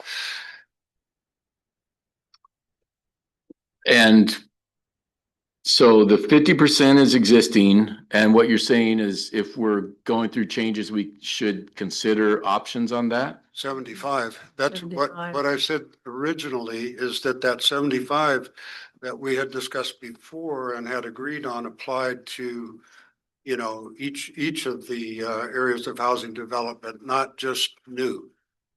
Okay, And the way you picture a city filling in, there's only so much new land to be constructed. There are large lots. There are people who have half of a lot that they don't need, and somebody next to them that has half of a lot.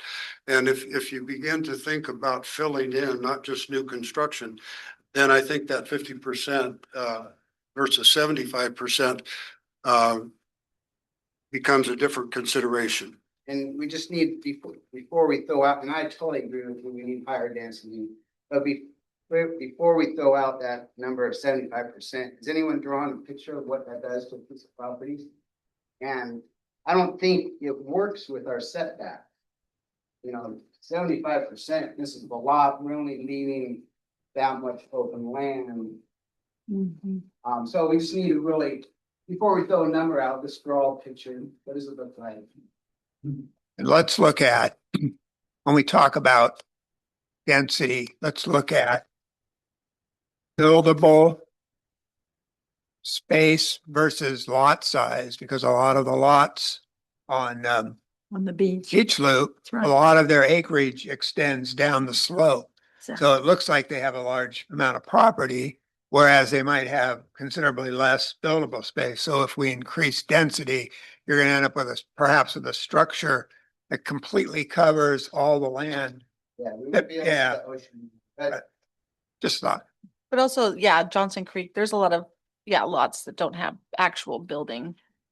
Wow, so the definition of lot area is the total surface area measured horizontally, whatever that means, within the lot lines of a lot. So it doesn't, from what I could tell, it doesn't mention buildable area and account for. But I think this is, we're just saying that this is allowed, so on obviously other lots. Yeah, I guess if there's other restrictions, there's other restrictions. So we're not guaranteeing that they can. No. It's just, this is the max. Okay, okay. The other things may prohibit it, like setbacks or, dunes or whatever words you want to use. Okay. So what you're talking about is what maximum you would allow. Okay, and what Dr. Holmes, you're saying it should be 75? Is that what you're saying?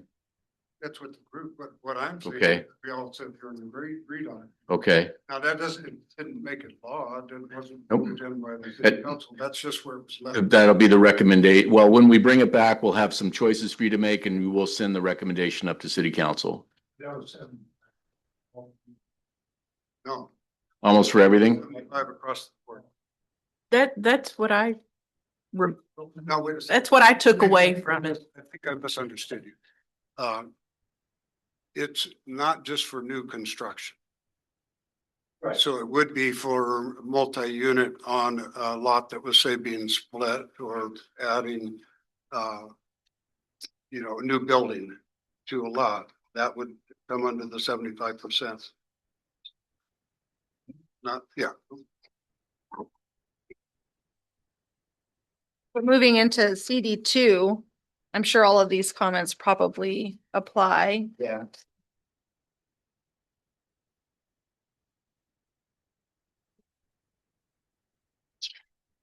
Okay, so we carry the comments through the different code sections. Okay. Okay, So moving through CD3, same type of deal. Moving into CDR1.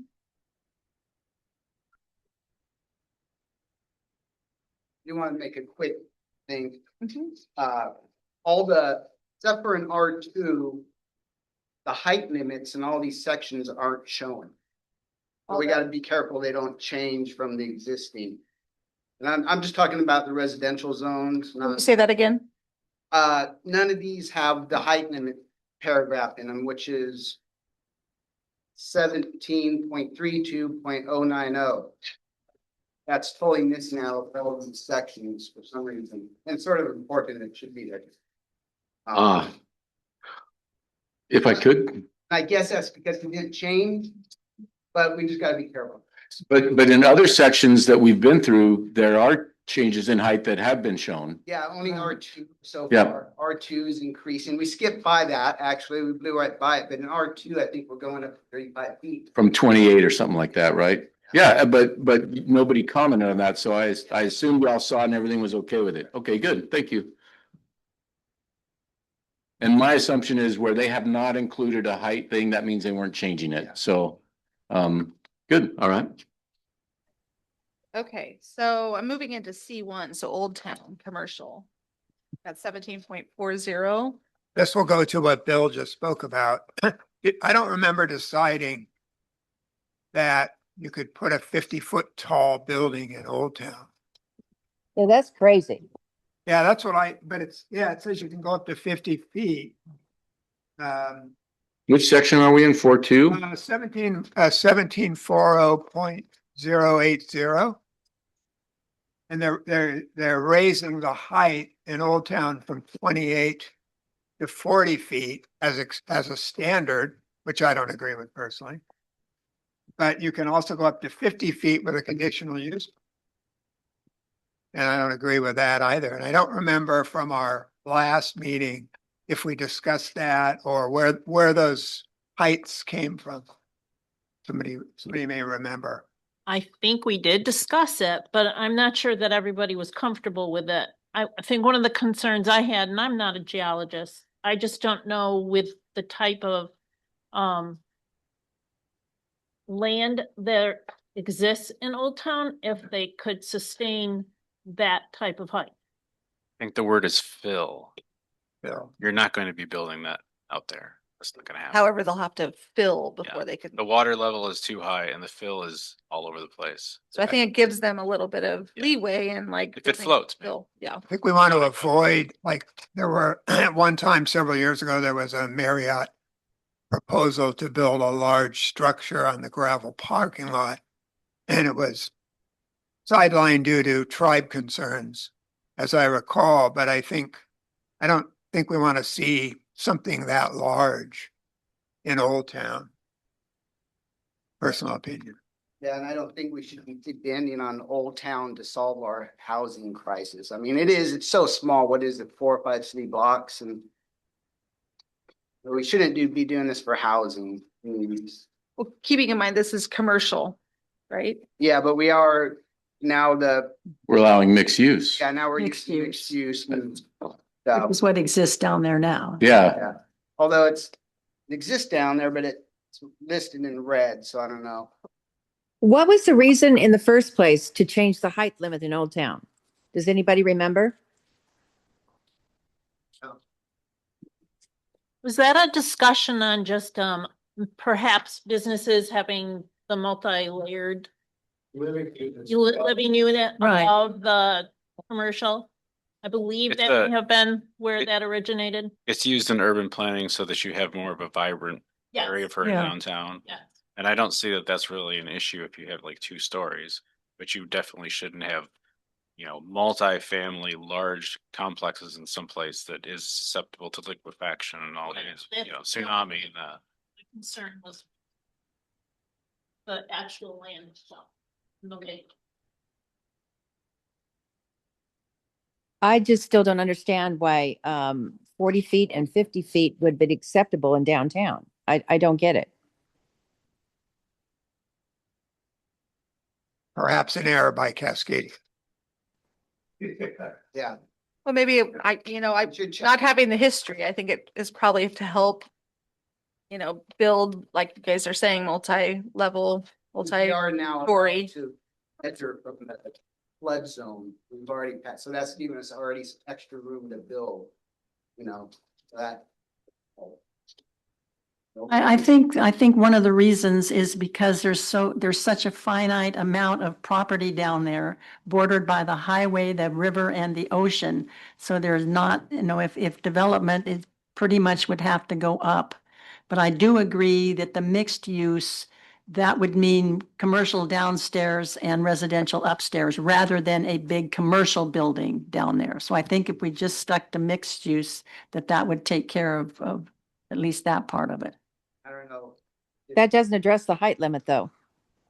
40 feet, is probably what, 3 stories? Who, could somebody please speak into their microphone?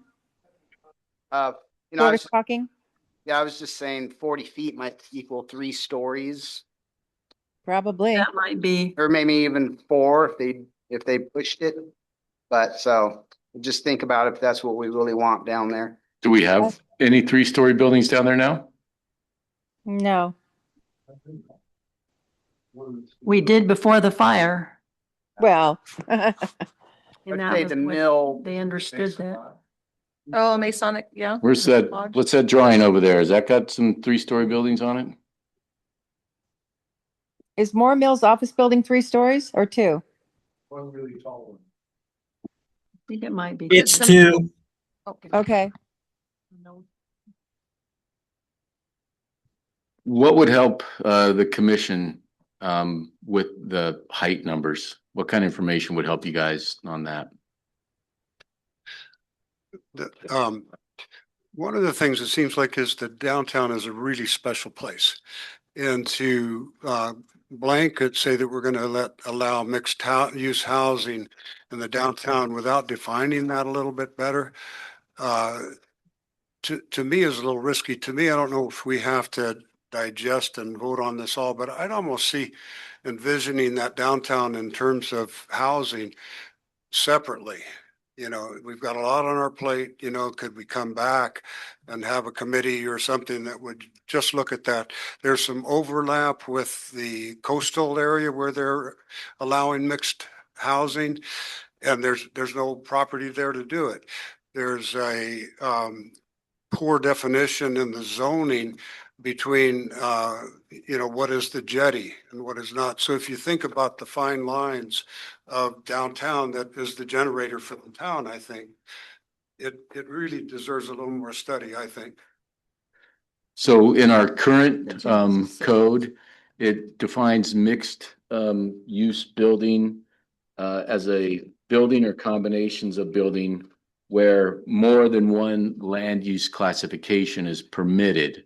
And what I don't know if I'm hearing this, but it sounds like the sense I'm getting is that you guys see mixed use as one of those designations should be housing. Is that, is that too restrictive on mixed use? I mean, I might have used a mixed use term, but I think it's confusing because mixed use also was you know, meant to be duplexes, quadruplexes, you know, et cetera. And as I read this, I could be wrong. It's saying that even the cottage clusters are an allowed use, you know, in the downtown overlay. So when I guess when I said mixed use, I was. Well, it would be referring to that whole scatter of. It would be cottage clusters plus something else, I think, because you'd need two uses to be mixed. Or a But commercial use in the bottom and a residential use on top, which is what they have down there now. Yeah, and that makes sense. so would we want to clarify that for that downtown area, if we're contemplating a mixed use and what height it goes to, that it is commercial on the bottom or something like that with residential above? Would that be, I mean, that seems clear and objective to people too. They'd know what we're asking for. Yeah, and are we really going to allow duplexes, triplexes, quadplexes, townhomes, and cottage clusters and multi-unit housing in our 4 blocks of Old Town? No. Yeah. Is it 4 basically? I mean, or a handful? Yeah, okay, got it. Okay. Yeah, no. All right. So we should tighten that up a little bit on the Old Town part of town. Yeah. Okay. Good. What are we gonna do about the height? I think we have to bring something back for you guys. Okay. And that's in that area. And again, I'm just looking at the pencil drawing back there, but I'm seeing it looks like some of those are 3 stories at least back there. Your hotel for sure was 3 stories. Yeah. I don't think. Yes. Yes. Yeah, you just say that. Yeah. I think you just announced that, Your Honor. Okay, thank you. Mandy, are we ready to go to the next section? I think we'll get through the rest of the C zones and maybe take a quick break if anybody needs it. Okay. Thanks, Thank Bear. you. Has it been kind of what you were contemplating today? I mean, the kind of discussion we're having? Okay. Okay. 45. And so I figured, well, we'll do it an hour and then we'll do another one and another one. But, so I have to be at 6. Thank you. Can't hear a word you said, Bear. So he thought the meeting was from 4 to 5. So he has a Well, subsequent meeting at 6. I do have a question for the group. Your Honor, I think the meeting was noticed for a particular time. I think the group can vote on how long you want to make this go to and if you want to do another meeting or what have you. I don't know if that's what we want to talk about now, or Mandy, you want to get through one more section, then we figure it out? I'm just putting it out there for the group. You guys are in control of this meeting is what I'm saying. Well, I think it's going to take at least one more meeting, if not two, to get through the whole thing. Okay, how much further does everyone want to go tonight? Do we want to go to 6:30? Do we want to go to 6? We got 15 minutes till 6. I'm gonna leave at 6. 6. You're leaving at 6. Everybody else, so People are we leaving. go to 6 and then we'll probably renotice for another meeting with. And the two groups, the city council and the planning commission together is, I think this is a good format. I really, thank you, Barry. Yeah, it's excellent. Okay, so we'll go to 6, Mandy. You're the boss. And I appreciate it. These guys are the Four. boss. They just told us that. I'm asking questions. Right? Oh, I'm your boss, yeah. Go, Mandy, go. So C2, different zone, but kind of some of the same changes. C2. It does allow more residential homes, single room occupancies and ADUs in this section. And again, going to minimum lot coverage to, increase housing opportunities. All right, what about marine commercial? Hang on, I'm catching up. Oh, sorry. What numbers are you, Mandy? Oh, 1748. Yep, I was 17.44 was C2. Okay. Now, Can we go back real quick? I'm sorry. There's a, Microphone, please. going back to 17.44.120. It says minimum residential density. In the C2 zone, the minimum residential density shall be 20 units per acre. And I don't know how that got in there and if it sort of conflicts with cottage clusters and this and that. I think it might. I'm thinking, Do we need an illustration? Would that help? Yeah, Okay, we'll bring you guys back. our affordable housing, I mean, it's a great goal, but if someone just wants to put 4 units on 5,400 square feet house, I don't know if that averages out to 20 units per acre. So it's just sort of conflicting. It needs clarification. Yeah. Okay, because I can't picture that in my head too much right now either. I mean, that's 10 per every half acre and 5 per acre. Yeah. That's crazy. Well, that Well, I means think that's just for the commercial. Yeah. It's Isn't that because this is C2 commercial zone? Yes, but they're allowing, Well, that means, does that just mean you build up? Is that what that kind of results in? well, You would have to.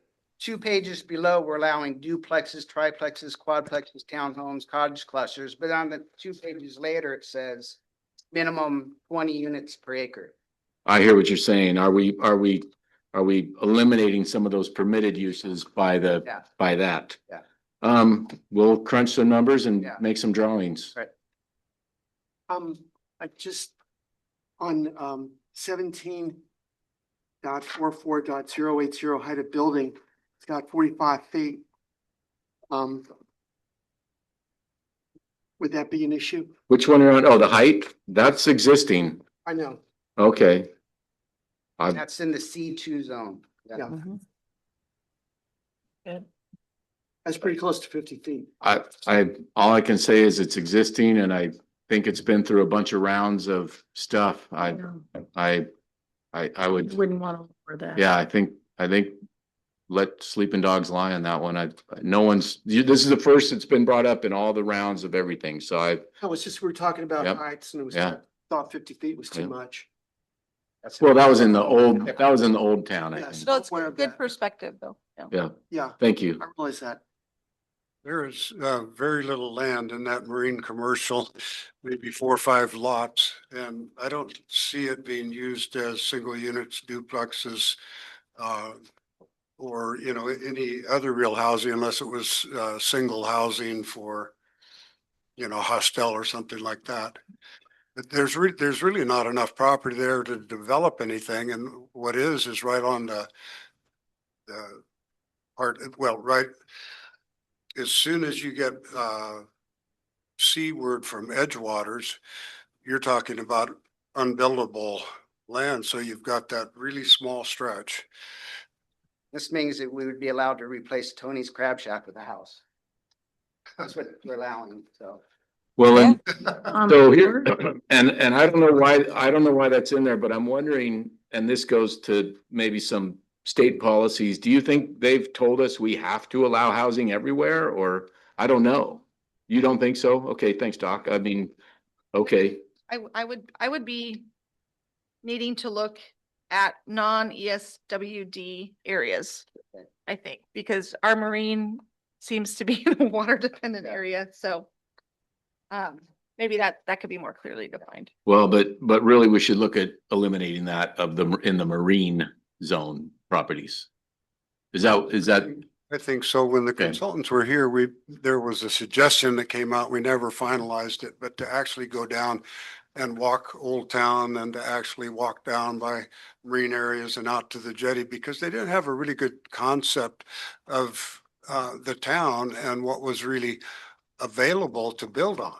And I think that reflects on what you're gonna, allow. So here's what I'm looking at when I go to the next page. We had those as conditional uses, and all the consultant did is make them permitted. And Right.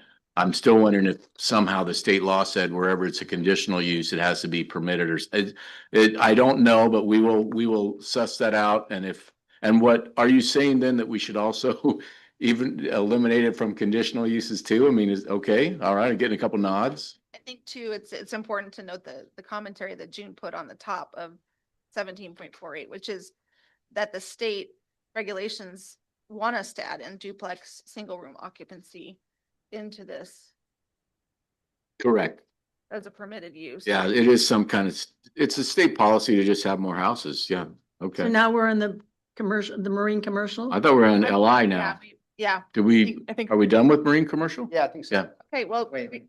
oh, go ahead. Oh, go ahead, Tom. Please. I think, Mary, you thought we hadn't gotten to marine commercial yet. No, I'm on marine commercial right here. I was just wondering, let's say that the warehouse building something should happen to it. Could it not be rebuilt in its present configuration? That's the question I have. Ooh, I mean, are you talking about like a tsunami or a fire or I'm something? talking about a fire. I mean, if it burns down and it's not a legitimate use in that zone, then it can't be rebuilt. And that's what I'm trying to figure out, is what is the arching zone there? I think a conditional use would be that commercial retail sales and service. Okay. Yeah. Because see, I thought I heard somebody, and that's why I wasn't sure which zone you were on. I thought I heard somebody say, well, let's just eliminate the conditional uses. And then I was beginning. No, only as single family dwellings. Yep. It's a good question, Your Honor. So are we on LI now? And certainly pause, jumping, unless we want to jump Well, into, since we're gonna end at 6, I think we should just No break. no break. Yes. go to 6. Good. Light industrial, 17.52. Yeah, we added housing to light industrial, but then you look under 17.52010, we put it the phrase "with little or slight nuisance effects to adjacent land uses." So if we're going to allow housing in light industrial in order not to be prejudiced against existing businesses there, I think we need to establish some sort of a standard of what we mean by little or slight nuisance. And or we need to give the existing businesses a grandfather as far as what they're currently producing. Because in the old days, that's where the mills were located. I mean, this is a totally different use today than what was allowed before. Okay, we can work on better defining that. Yeah. So the concern would be, if we're gonna allow housing in a light industrial area, the people in the housing might be adversely impacted by the industry. And so we should just kind of say, when we're allowing those, say something like houses going or dwellings, whatever word they're using nowadays, units going into light industrial, kind of, I don't know what, but take it as it comes kind of thing or something like that. And what number was that, Mr.? Or 175210 is the one that uses, or we just strike that phrase, because if you go down to 020, it does talk about under B, it does talk about requirements for existing businesses there. So I just don't think we should open up a potential litigation route by saying you can build a house here and expect that someone won't use the little or slight nuisance effect to be used ultimately against us. So I agree. I don't like that wording. So you're saying 175210 is addressed in the kind of the restrictions or requirements in 020B? Yes. Okay, so we could do away with 010?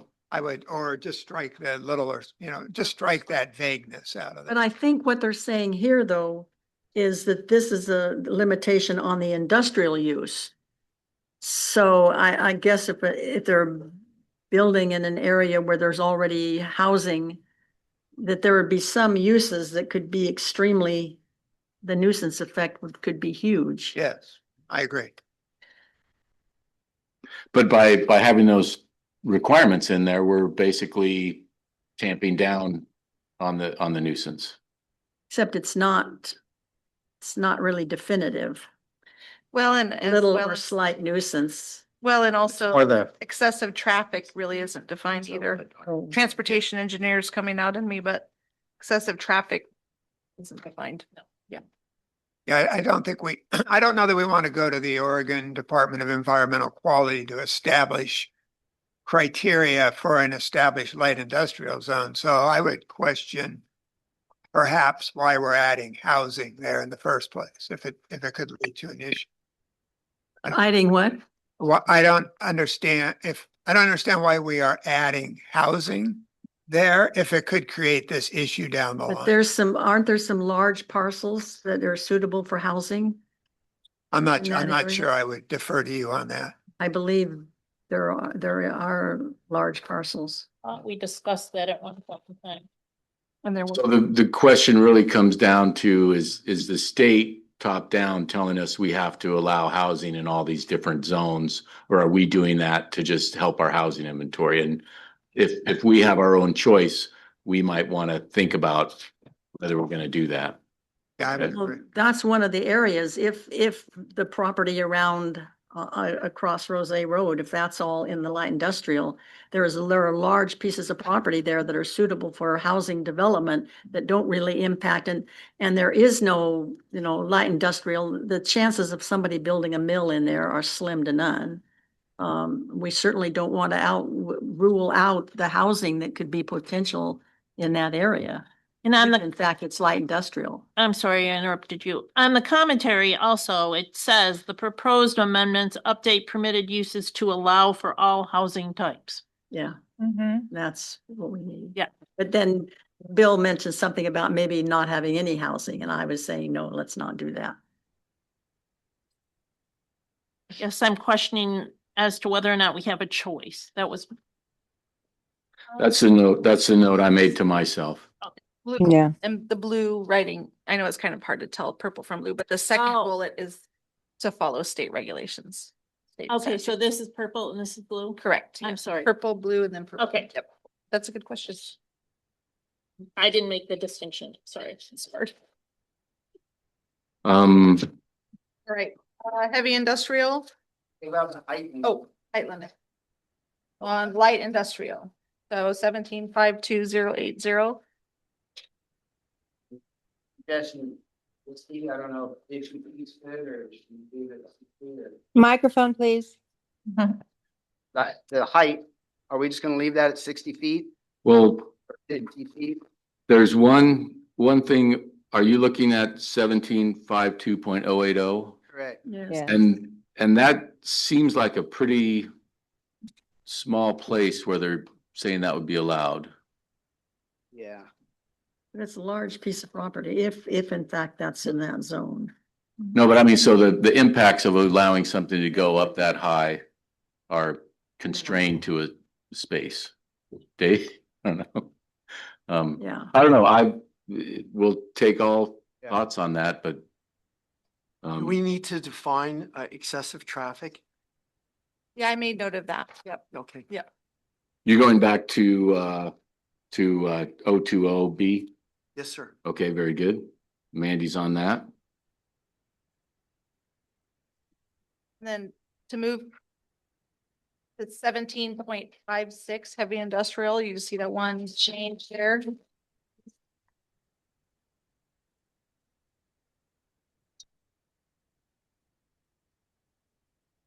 Seventeen five six.